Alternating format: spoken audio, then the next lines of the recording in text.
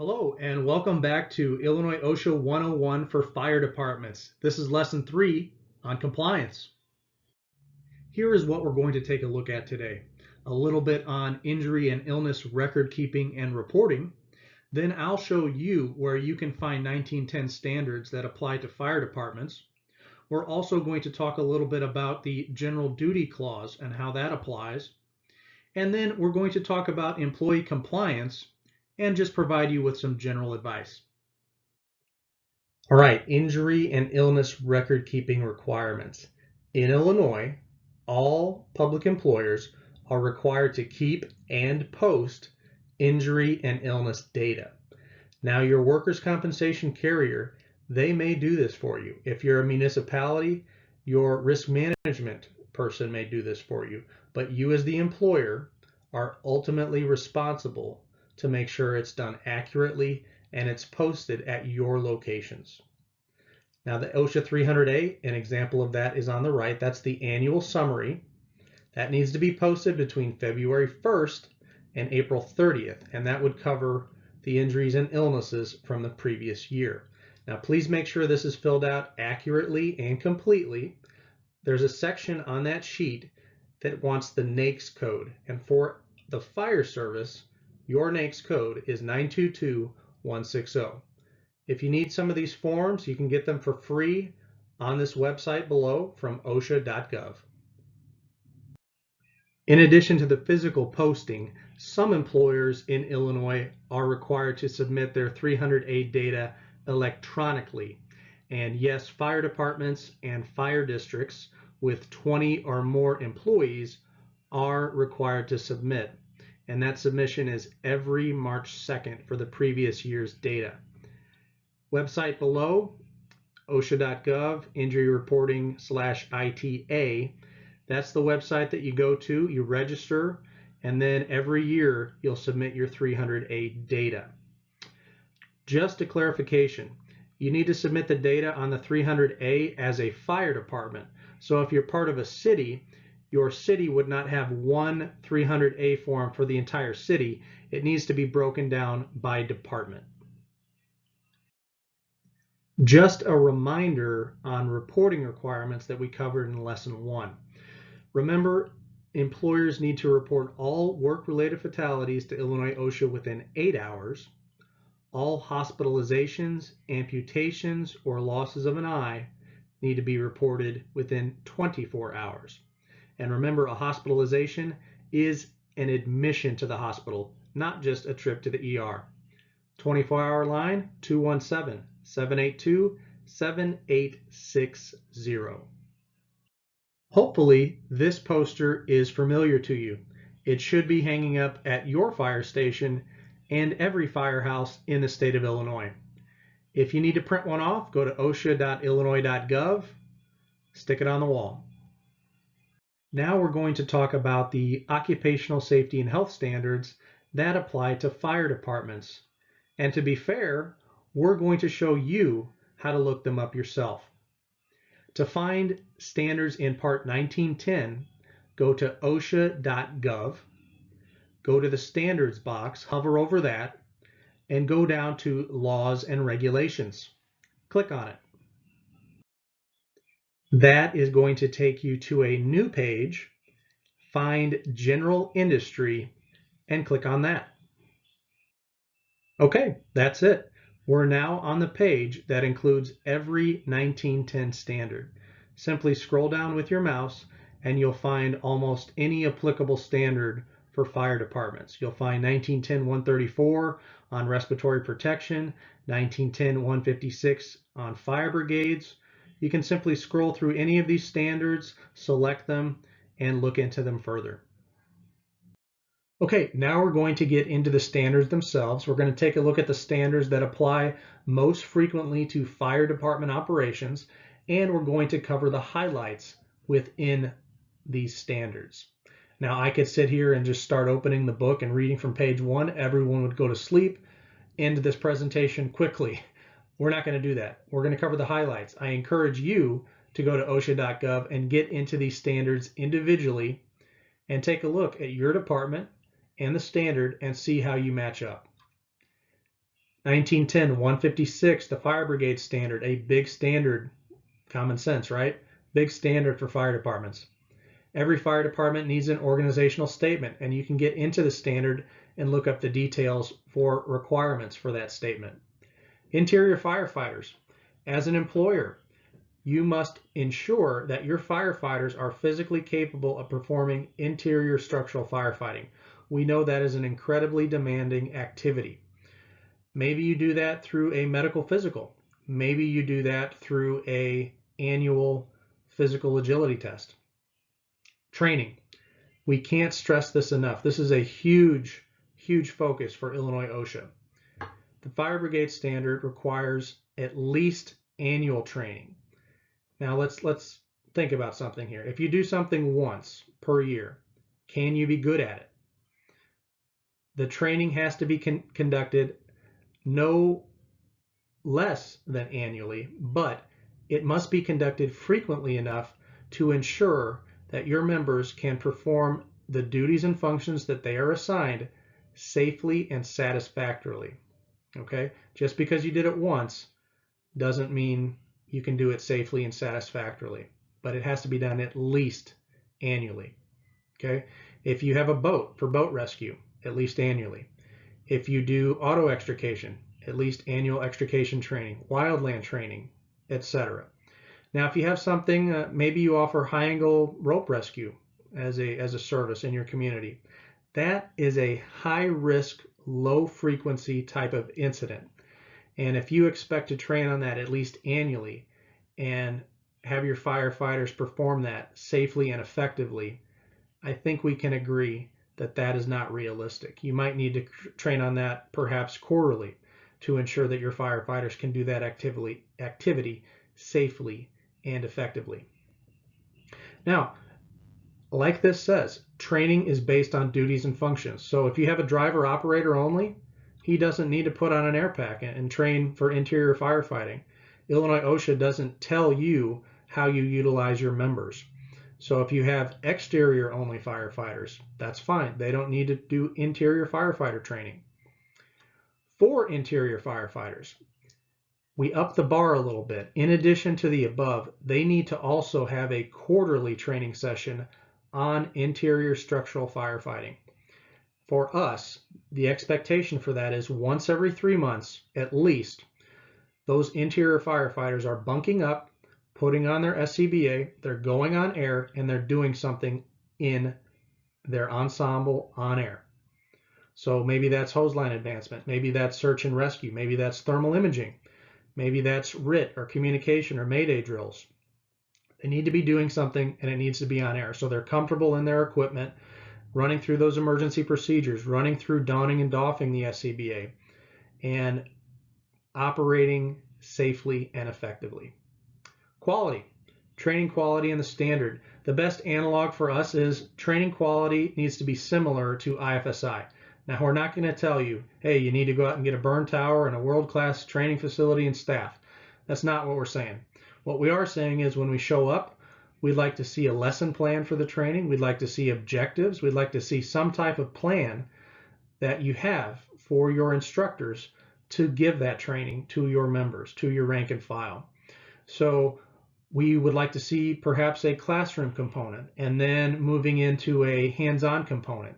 And we'd also like to see some type of verification that the members could successfully and safely demonstrate the knowledge that they got out of that training, so they can successfully demonstrate that task to you and it is verified by an instructor. That would be ideal. The Fire Brigade Standard also requires you to annually inspect, and of course we need it documented. We need a piece of paper or something in a computer that shows you've inspected. Annual inspection, apparatus, equipment, ladders, tools, and you can do that through a records management program on a computer or a piece of paper. As long as it's documented, that's what we're going to want to see. Okay, a much smaller standard in comparison to fire brigades. 1910-157 covers portable fire extinguishers. We're going to look to see your in-service fire extinguishers are fully charged, not only on the apparatus, but also throughout the fire station. Need to see that monthly visual inspection. and an annual maintenance check. Also, we want to integrate some type of portable fire extinguisher training into our annual fire department training program. 1910-132 is the standard on personal protective equipment.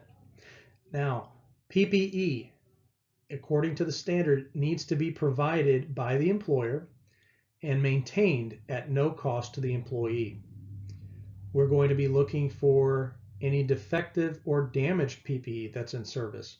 So if we take a look at one of the firefighters on the inspection with us, we might say, hey, bring us your gear, take a random sampling of gear that's in the firehouse, and take a look at the gloves, the boots, the turnout coat, the pants, any other associated PPE for any other services you provide, and we're going to be looking for defective or damaged PPE. We're not going to automatically throw out or issue a citation for PPE that is over 10 years old. That is an NFPA standard that has not been incorporated into an OSHA standard. So we're not going to use that 10-year period as a black and white. We're going to look at the condition of the PPE. Now, if there's a set of PPE that's in service that's 30 years old, we might have to have a discussion about that. But 10 years, that's not an automatic citation. Also, something to consider, because this is prevalent in the fire service. If an employer lets firefighters from that department use their own PPE, that employer is still ultimately responsible to ensure that PPE is appropriate for the job, that it is maintained, and it is not damaged or defective. So it's kind of something the employer needs to take a look at. PPE inspections on a periodic or even a random basis are encouraged because you need to make sure that your firefighters are wearing the appropriate type of PPE, and if it's their PPE, you need to check it out and make sure it meets all the appropriate standards. Also, OSHA does require a written PPE hazard assessment. Now, what is that? We can provide examples, but in general, basically list all of the things that you do, all of the activities that you do, auto extrication, water rescue, structural firefighting, wildland firefighting. List the possible hazards, collapse, thermal burns, asphyxiation, things of that nature, crush hazards from extrication rescue activities, for example. And then write in another column the PPE that you require as the employer for firefighters to wear during engaging in those activities. And it can be a rather simple assessment. Sign it off, certify it as the fire chief, and put it into your SOPs. We also need training on PPE. Yes, it sounds like a rather simple expectation, but your firefighters need to know the limitations of their PPE. It is not a suit of invincibility. There are limitations to structural turnout gear. There are limitations to SCBA. When an SCBA facepiece glazing starts to bubble or crack or fail, what does that tell that firefighter? When do they need to take the PPE out of service for potential repair or a potential inspection to see if there's been any degradation or damage to the PPE? So the training aspect is more about what that PPE is designed to do, how it can protect you, and what to look for if it potentially fails. 1910-134, OSHA's Respiratory Protection Standard. This is a big one. The bad news: we issue a lot of citations against fire departments for violations of the Respiratory Protection Standard. Good news: we've developed a sample written plan for fire departments to edit and adopt that will get them into compliance with the standard. Contact us. We will send you a sample respiratory protection plan. You only have to edit about 5% of the plan with specific language that is for your fire department, and then actually implement what the plan says, and then you will be compliant with the Respiratory Protection Standard and avoid potential citations should we show up for an inspection in the future. So, a lot to go over, but the highlights are: we need a plan. because you are requiring your firefighters to wear SCBA, you are required to have a written respiratory protection plan. Ask us for one, we'll get it to you, edit it, adopt it, put it in service, and you're going to be good to go. Medical evaluations. Need to have a medical evaluation for people that are designated to wear an SCBA. Exterior firefighters, driver operator only, they don't need to do any of this. It's only the people that you designate to wear an SCBA and be interior structural firefighters or other activities that would require an SCBA. A question often comes up, well, can an EMT or a paramedic do these medical evaluations? The answer is no. That is not within their scope of practice in their IDPH license. So you need something like a physician's assistant, a nurse practitioner, a NMD, occupational health clinic, or something like that. They can do those medical evaluations. You need fit testing. That needs to be done initially and annually. Also need initial and refresher training on using that SCBA. What are the capabilities? What are the limitations? This kind of interacts with 1910-132 on personal protective equipment, but respiratory protective equipment has an even higher bar, an even higher standard, because one breath of superheated air or toxic gas can be fatal. So we know the stakes are high, so the standards are also high. Facial hair. This is a big thing that comes up.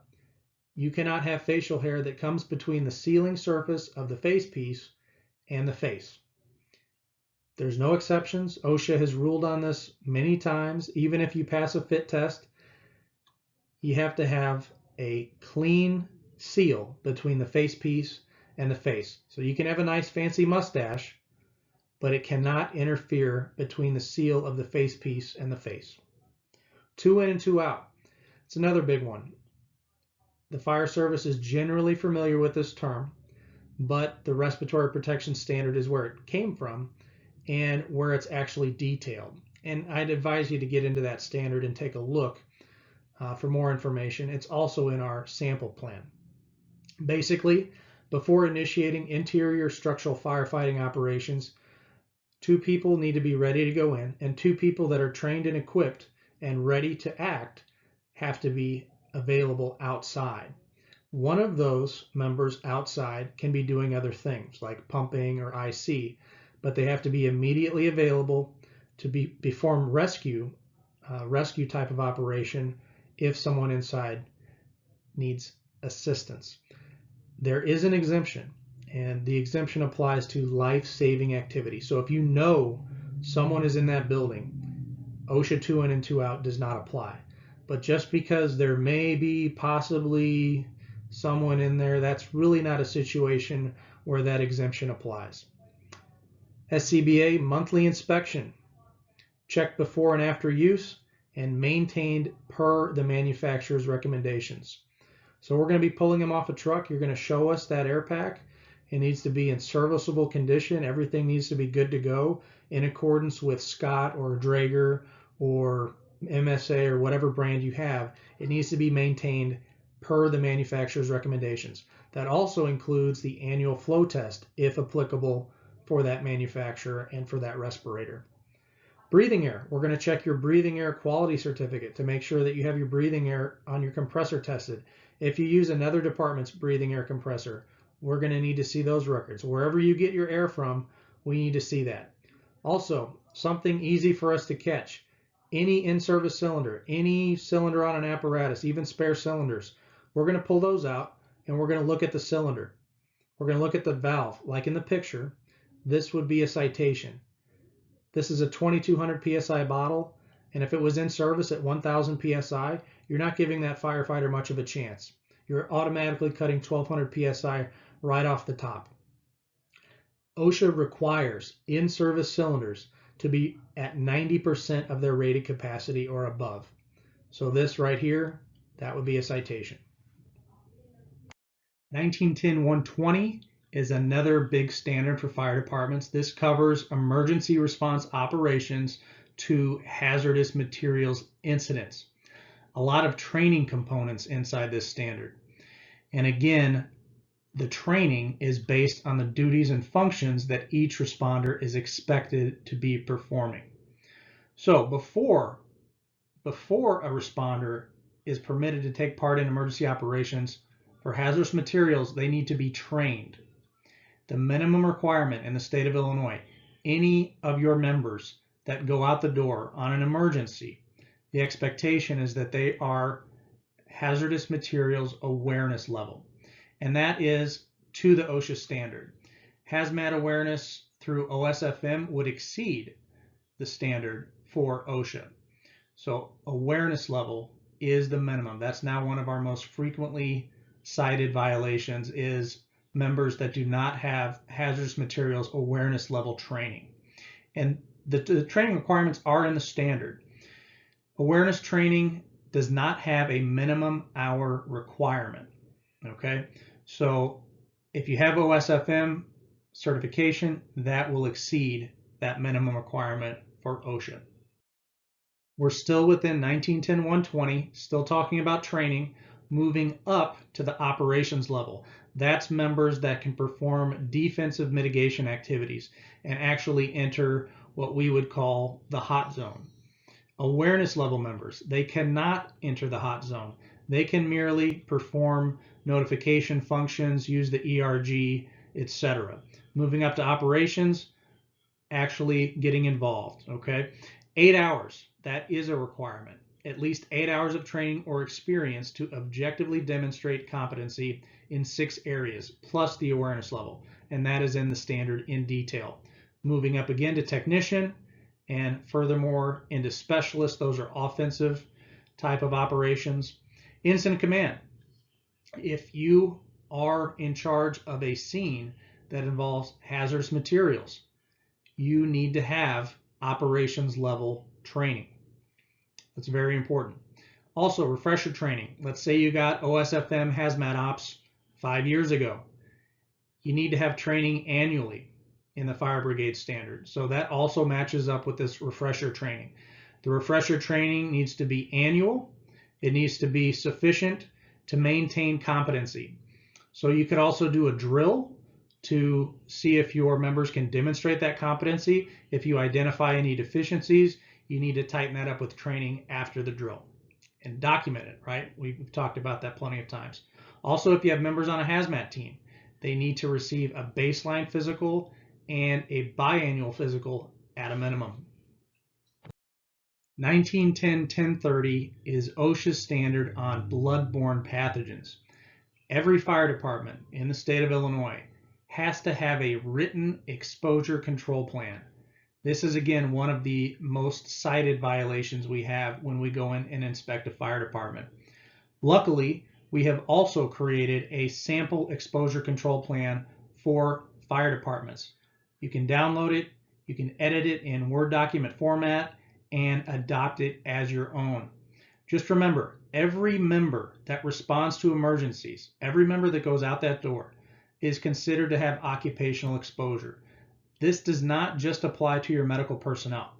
The mission of your department is inevitably to save lives. In the course of rescue activities, whether that's at a car crash, at a structure fire, a firefighter, even if they're not medically qualified, may encounter a person on their worst day, and that may also result in an exposure to bloodborne pathogens. Additionally, employees must be offered a hepatitis B vaccination. That needs to be on file, proof of the vaccination. If they decline, the declination form that is signed by the employee needs to be on file. And luckily, that sample policy that we have for you, that sample exposure control plan, provides that declination letter example in the appendix of the plan. There are initial as well as annual training requirements for bloodborne pathogens. And there are also record-keeping requirements. Again, all of this is contained in a simple editable document that we can provide to you, no problem at all. Let's talk a little bit about the general duty clause. OSHA could not possibly develop a standard for every situation in the workplace.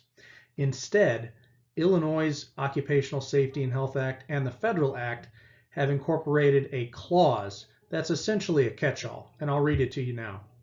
Every public employer must provide reasonable protection to the lives, health, and safety of its employees and must furnish to each of its employees employment and a workplace which are free from recognized hazards that cause or are likely to cause death or serious physical harm to its employees.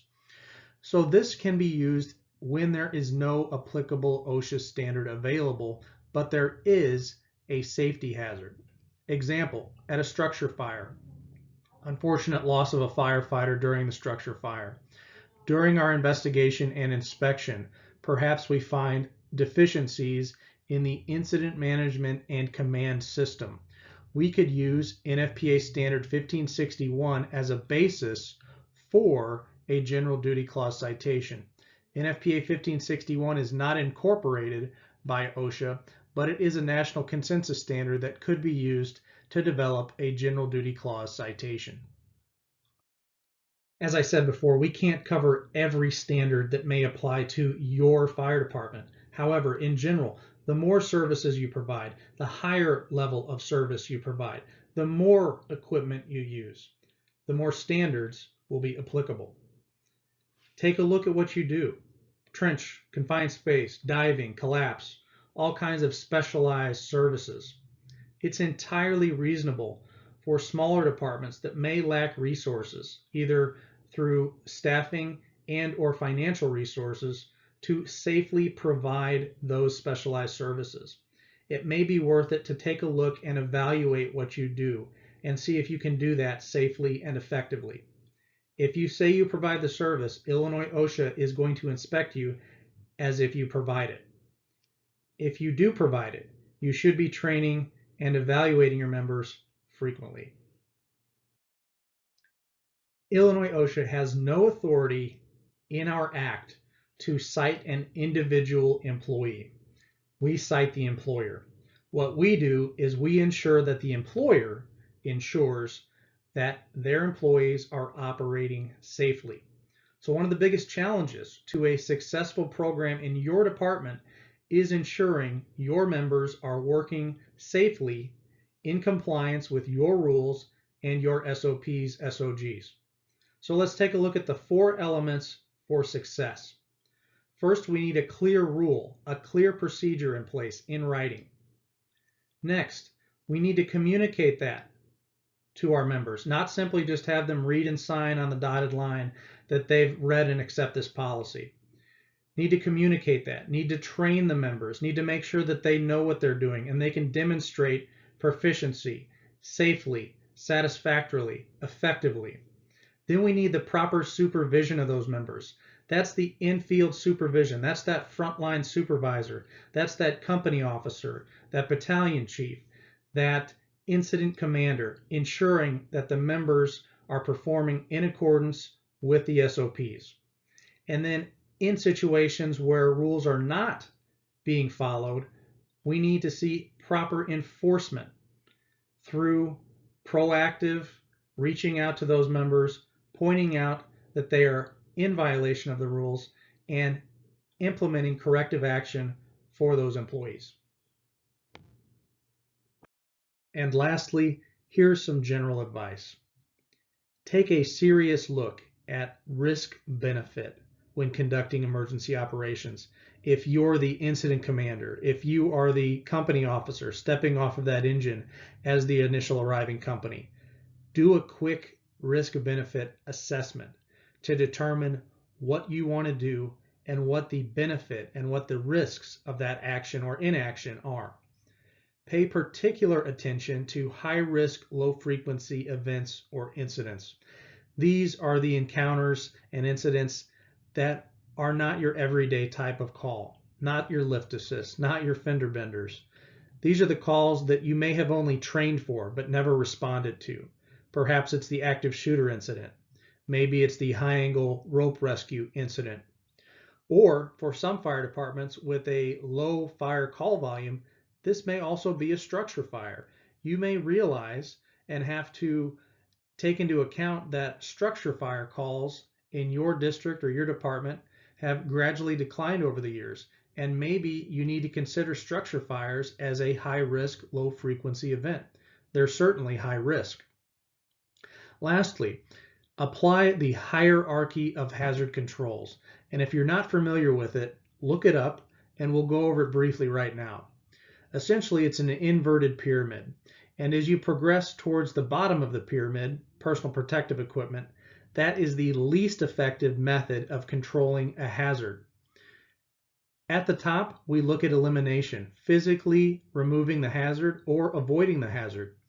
For instance, let's take a barn fire. It's an abandoned barn fire. No lives are at stake. You could bunk up, put on SCBA, and make an interior structural attack. However, that would expose your crew to the least effective way of controlling that hazard. Alternatively, you could set up a defensive operation if no lives are at stake, and you would eliminate the hazard, essentially eliminating the risk of injury. In between, there's a continuum. For example, if you're at a structure fire and as an officer, you direct your crew to go up to the structure, but stay 20 feet away, stay out of the collapse zone. You do a hot lap, you come back, and they've migrated to under the eaves, directly under the house. That administrative control, that directive, failed. What you could do instead is remove that crew, place them on an apparatus-mounted monitor so they can't move up to the house. That allows them to effectively extinguish the fire from a distance without placing them in the collapse zone. Thank you for joining us for Lesson 3 on compliance. Again, if you have any questions at all, email us, give us a call, or visit us at our website. We are happy to help. Thank you for what you do, and stay safe.